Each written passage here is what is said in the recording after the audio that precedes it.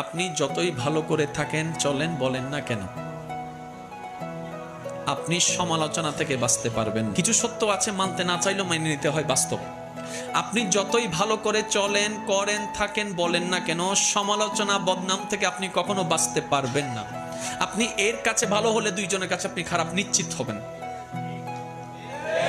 সবার সাথে কখনো ভালো থাকা যায় না, পৃথিবীর সবাইকে খুশি করা যায় না, কিন্তু আমরা বোকার মতো সেই মানুষকে বারবার খুশি করার জন্য চেষ্টা করতেই থাকি, অক্লান্ত পরিশ্রম করতে থাকি।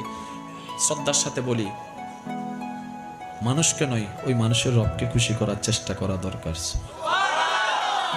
কারণ এই মানুষ কখনো আপনাকে আমাকে থ্যাংক ইউ না দিলেও ওই রবের রহমত আমাদেরকে ভরপুর করে দিবে। সুবহানাল্লাহ। তাহলে সমালোচনা, বদনাম আপনি যদি মনে স্থান দেন, আপনার মন বারবার আঘাত প্রাপ্ত হবে, কষ্ট পাবে। তাহলে যেই জিনিস আমাকে বারবার আঘাত দিবে সেটা আমার রাখার দরকার নাই। সেজন্য সবাইকে শুধু ক্ষমা করতেই থাকবেন। মনে রাখবেন, যে ক্ষমা যত বেশি করতে থাকে তে তত বেশি সুখে শান্তিতে থাকতে পারে। সুবহানাল্লাহ।